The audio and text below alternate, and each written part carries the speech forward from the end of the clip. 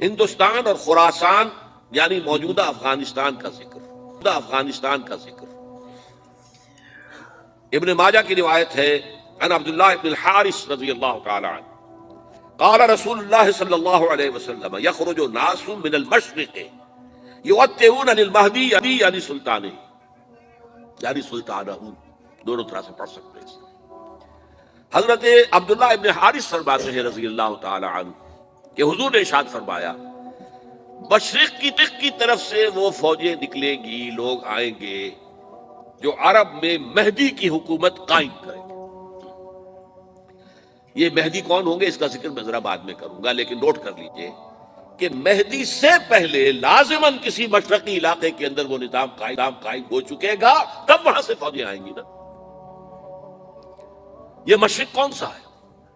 عرب کے مشرق میں آپ چلیے، ایران بھی آ جائے گا، افغانستان بھی ہے، پاکستان بھی ہے، اور اگر اسے اور توسیع دے تو ہندوستان بھی ہے۔ یہ ہے عرب کا مشرق، اس سے فوجیں جائیں گی۔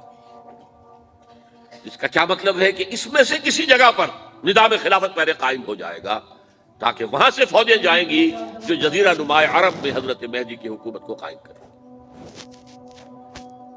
اب دوسری حدیث سنیے، یہ سنن ابن ماجہ کی حدیث تھی جو میں نے آپ کو سنائی، آپ نے پڑھی۔ دوسری عن ابی ہریرہ رضی اللہ تعالی عنہ، یہ ترمذی شریف کی روایت ہے، قال قال رسول اللہ صلی اللہ علیہ وسلم یخرج من خراسان رایات سود لا يردها شیء حتی تنصب بایلیا، خراسان کے علاقے سے سیاہ جھنڈے لے کر فوجیں آئیں گی، ان کا رخ کوئی موڑ نہیں سکے گا، ان کو پیچھے پھیر نہیں سکیں گے کوئی بھی، یہاں تک کہ وہ یروشلم میں جا کر جھنڈے نصب کر دیں گے۔ ایلیا حضور کے زمانے میں یروشلم کو کہتے تھے۔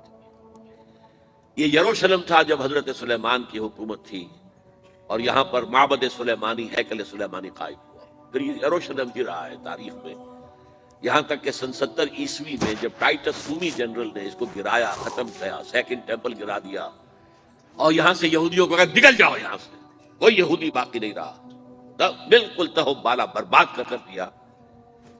اس کے کوئی 150 سال بعد ہیڈریان، رومن ایمپرر ہیڈریان، اس نے پھر دوبارہ آباد کیا اس شہر کو۔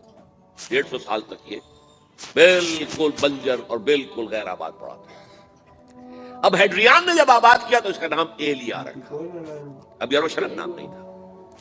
تو حضور کے زمانے میں پھر اس کا نام ایلیا تھا، اور اب اس سے کیا معلوم ہو رہا ہے کہ یہ یروشلم مسلمانوں کے قبضے سے اس وقت نکلا ہوا ہوگا۔ ایک دفعہ پہلے نکلا تھا، سن 1099 عیسوی میں مسلمانوں کے ہاتھ سے نکلا، کروسیڈرز، عیسائیوں نے آ کر اس کو قبضے میں کیا، لاکھوں مسلمانوں کو مارا، قتل کیا۔ اس کو 1187 عیسوی میں واپس لیا ہے۔ کس نے لیا ہے؟ صلاح الدین ایوبی، کرد۔ عرب کھوکھلے ہو چکے تھے، عربوں نے کھویا، واپس نہیں لے سکے، بہت حکومت کر چکے تھے، 400-500 برس کی حکومت کر کے، اور ان کے عیش اور ان کے آرام، اب ان میں جان نہیں تھی کہ وہ واپس لے سکے۔ واپس لینے والا گرم کرد صلاح الدین ایوبی۔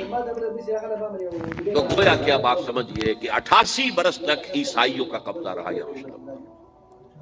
اب 1967 میں یہودیوں نے قبضہ کیا ہے، اور اب 38 برس تو ہو گئے، 88 نہیں تو 38 برس تو ہو گئے، لیکن وہ دور آئے گا کہ اب پھر لیں گے، لینے والے عرب بھی نہیں ہوں گے، خراسان کے علاقے سے فوجیں۔ یہ خراسان کیا تھا؟ ایلیا تو میں نے آپ کو بتا دیا، یروشلم کا نام ہے۔ خراسان اس زمانے میں ایک بہت بڑے ملک کو کہتے تھے، کچھ حصہ پاکستان کا بھی اس میں شامل ہے، کچھ حصہ ایران کا بھی ہے، ایران کے اس حصے کو اب بھی خراسان کہتے ہیں، وہ ایک صوبہ ہے، خراسان ایک صوبہ ہے ایران کا چھوٹا سا۔ پاکستان میں خاص طور پر یہ جو علاقہ مالا کنڈ ایجنسی کہلاتی ہے، اس سے اوپر جتنا علاقہ ہے، اور یہ جو واخان کی ایک پٹی آتی ہے اوپر، واخان افغانستان کی ایک پٹی سی دم سی چلی آتی ہے جو جا کر چائنا کی سرحد سے مل جاتی ہے، یہاں سے لے کے یہاں تک یہ جو مالا کنڈ کا وہ درہ ہے اور پہاڑ ہے، یہ بھی خراسان کا حصہ۔ باقی تقریباً 2/3 آف افغانستان ساؤدرن حصہ نہیں ہے خراسان کا حصہ، یہ سیستان کہلاتا تھا، یہ خراسان نہیں ہے۔ لیکن یہ کہ اوپر کا 2/3 آف افغانستان اور اس کے ساتھ یہ جو عرب جو اب یہ ترک ممالک آزاد ہوئے ہیں سوویت یونین کی ڈسولوشن کے ساتھ،